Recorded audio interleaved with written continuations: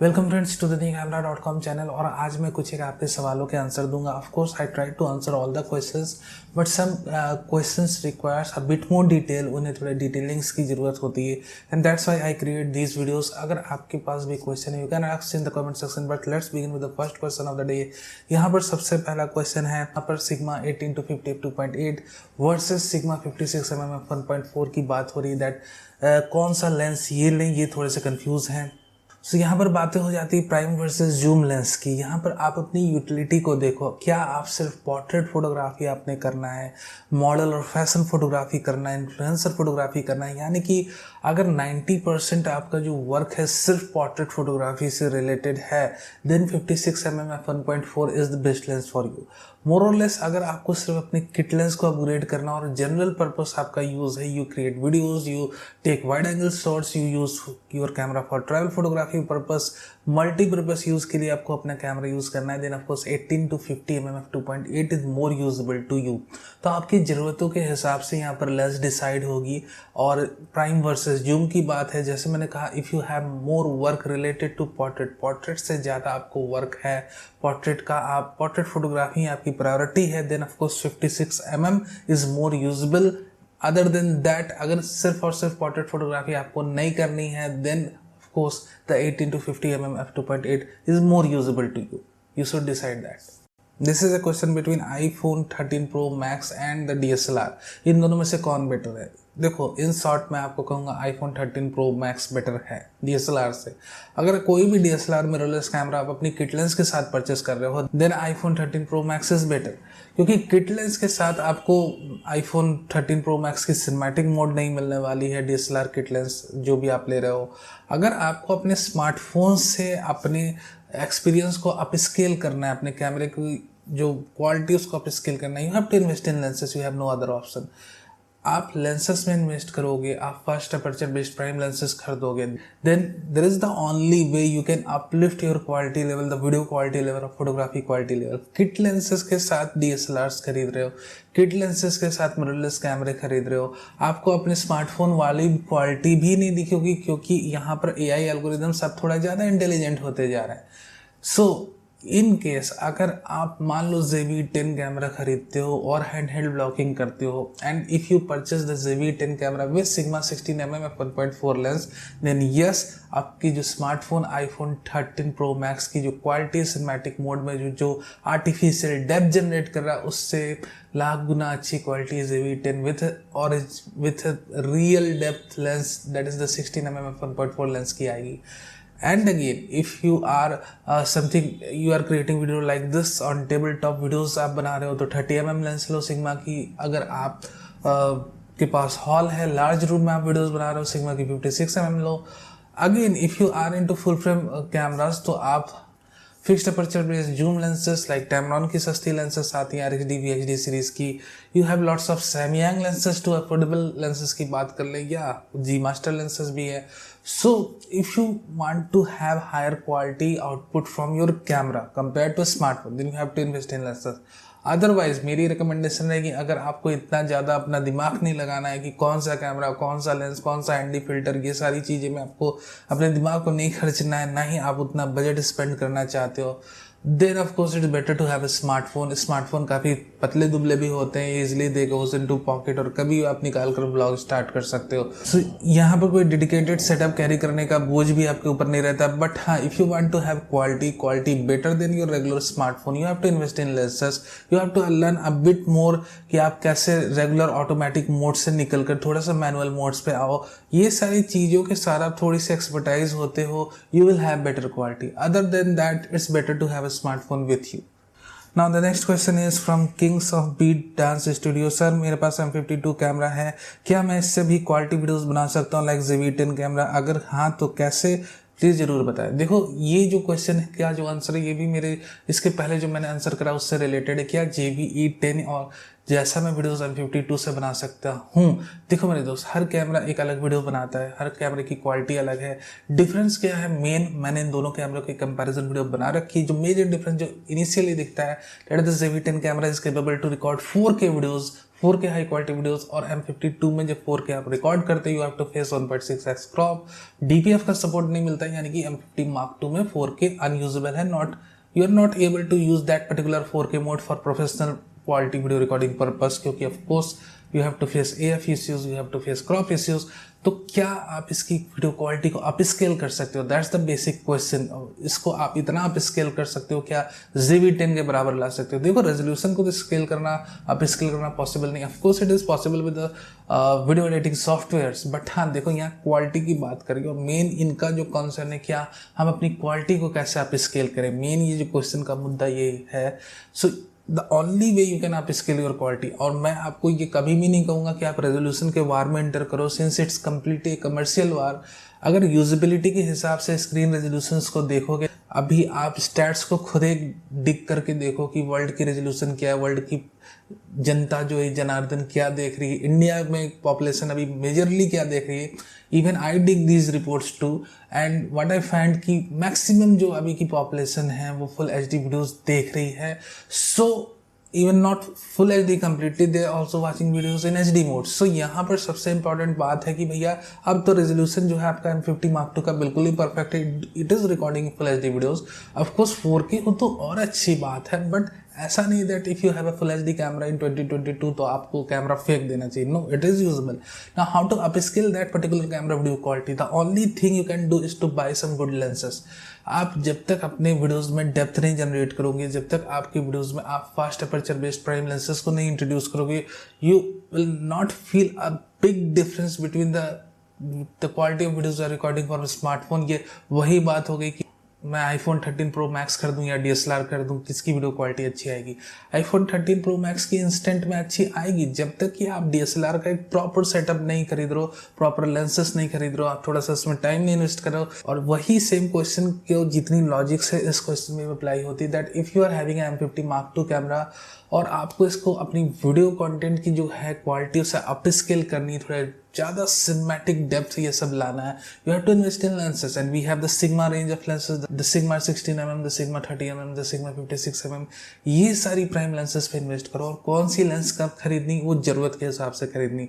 जैसे मैं हर वक्त बोलता हूँ that if you do handheld vlogging you have to buy Sigma 16mm। if you do tabletop videos 4 से 5 फीट के डिस्टेंस में आपका कैमरा रखा रहता है, you have to buy Sigma 30mm।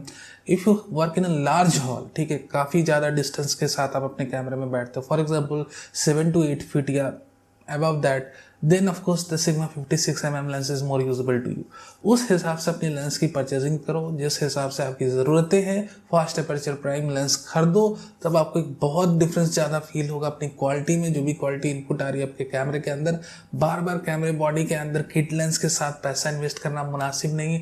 मोर और less you will always have the same quality of output from your camera. जब भी आप किसी भी कैमरे को अपनी कंपनी के किट लेंस के साथ खरीद रहे हो, बहुत ज़्यादा डिफरेंसेस नहीं दिखने वाला। डिफरेंस तभी दिखेगा जब आप अच्छी लेंसेज में इन्वेस्ट करो, that's one of the most important thing. और ये कोई आपको कंपनी नहीं बताने वाली, ये कोई आपको बहुत प्रोफेशनल हाई क्वालिटी ब्लॉगर्स नहीं बताने वाले, since they are into commercial stuff. ये बातें आपको अपनी एक्सपीरियंस से गेन करनी, ये लिटरेचर्स पढ़ के गेन करनी, या हमारे जैसे यूट्यूब चैनल पर आओ जहाँ पर आपको सही सही बातें जाननी है। तब आपको पता चलेगा that instead of investing your money in next camera body, always upgrade करने की ज़रूरत नहीं, अच्छी लेंसेज में इन्वेस्ट करो, क्वालिटी अपने आप आ जाएगी। That's all. Nikon D3500 stuck कब तक हो, स्टॉक में कब तक आएगा सर? जैक पूछ रहे हैं, जैक। सो यहाँ पे लिटरली मेरे दोस्त D3500 कैमरा रेयरली हो सकता है स्टॉक में आ जाए, but as per my own opinion, मैं अपनी ओपिनियन यहाँ शेयर कर रहा हूँ कि अब इसके स्टॉक में आना उतना मुनासिब नहीं है। आपको पता है कि D3500 camera 5600 camera already USA में डिसकंटिन्यू हो चुका है, और निकॉन इसे वर्ल्ड वाइड डिसकंटिन्यू करने की मोड में है। क्यों? क्योंकि उन्हें अब Z30 लाना है, Z70 लाना है। We already have the Z50 camera, we already have the ZFC camera. उन्हें अब अपनी APS-C मिररलेस लाइनअप को इंट्रोड्यूस करना है। They have already introduce the Z9 camera. अब क्या बचा है? Z8 बचा है, Z8 यानी कि D850 का replacement, and then we have the inter level lineup. So now Nikon is moving into mirrorless camera, और अब ये एक्सपेक्ट करना कि ये फलाना DSLR का सक्सेसर कब आएगा, उसका कब आएगा, हो सकता आ जाए। निकॉन ने एक्सपेरिमेंट भी करा था D780 कैमरे के साथ, अपने मिररलेस की सेंसर एक DSLR में डाल के मार्केट में दें तो रिस्पांस क्या होता है, रिस्पांस बहुत बहुत अच्छा नहीं था। ऐसा नहीं था कि बहुत ज़्यादा यूनिट्स इनकी सेल हुई। So literally they are now moving into mirrorless. उन्होंने एक्सपेरिमेंट करके देख भी लिया, market response is not that great, so now they are in the mood to move completely to mirrorless segment. So अब expect करना कुछ कि D350 कैमरा कब स्टॉक में आएगा या कब इसका सक्सेसर आएगा, ये उतना मुनासिब नहीं। You should wait for Z30 और you should bye Z50 what ever. DSLRs के लेकर अब आस बांधना उतना मुनासिब नहीं है, since the companies are now moving into mirrorless.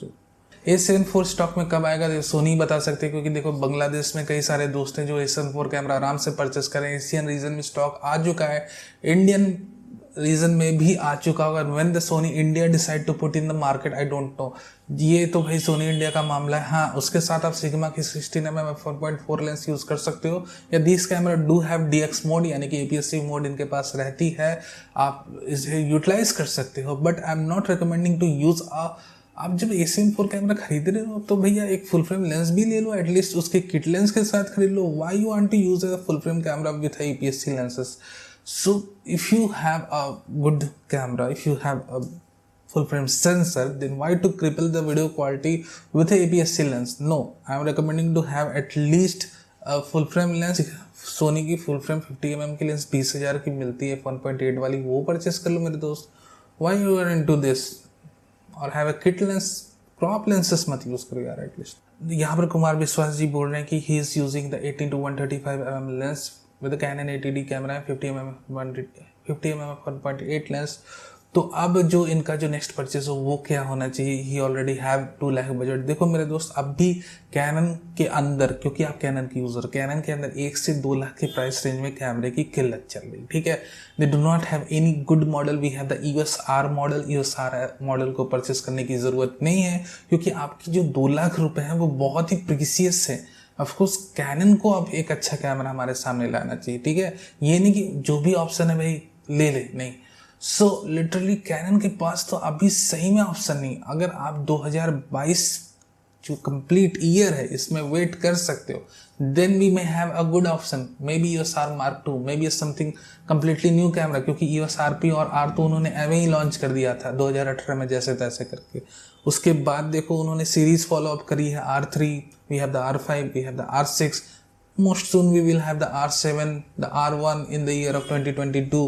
So later on धीरे धीरे वो अपनी एंट्री लेवल जोन जो RP उसकी रिप्लेसमेंट ला सकते हैं, अपने R की रिप्लेसमेंट ला सकते हैं। But right now in the year of 2022 beginning में हम जब डिस्कस कर रहे हैं, we do not have good option. तो अब हमें दूसरे ब्रांड की तरफ मूव करना होगा। 2 लाख का बजट है, then of course you should wait for A7 IV camera.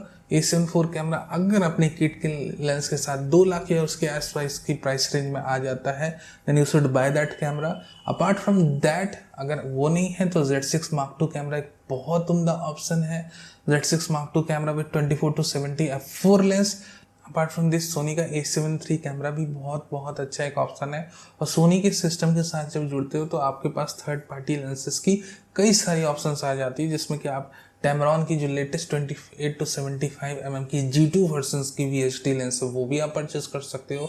Of course budget थोड़ा इधर उधर हो सकता है, बट या you have a lot of option in the different zone. For example Sony, so for example Nikon, तो आप इसमें से कोई भी कैमरा पिक कर सकते हो as per your requirement. My first recommendation की हो सके, अगर हो सके थोड़ा सा बजट को फ्लेक्सिबल बना के A7 IV कैमरा ले सको तो ले लो। अपार्ट फ्रॉम दैट अगर मान लो 2 लाख के अंदर ही परचेजिंग को निपटाना है, then Z6 Mark II camera with 24-70 f4 lens is very very good option for you.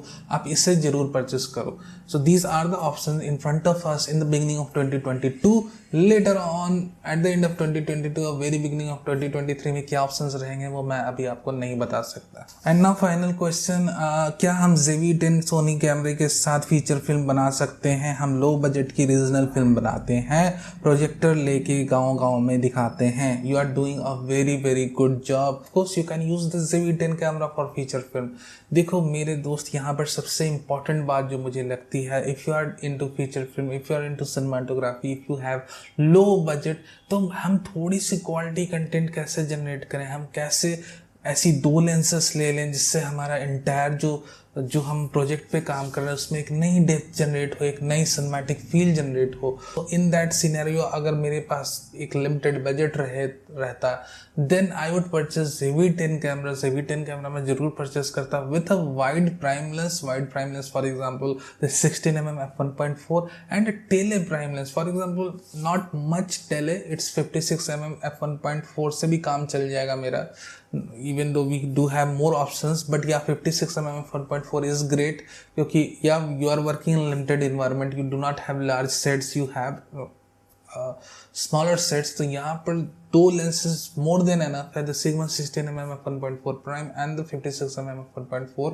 ये 2 lenses आपकी जो इंटायर जो आप सिनेमाटोग्राफी कर रहे हो उसमें डेप्थ जनरेट करेंगी और आपके सब्जेक्ट्स को आइसोलेट करेंगी as per your scene demand, और इससे आपकी इंटायर जो आप फीचर फिल्म है इसमें काफ़ी अच्छी तरीके से डेप्थ और एक सिनेमैटिक फील्ड जनरेट होगा।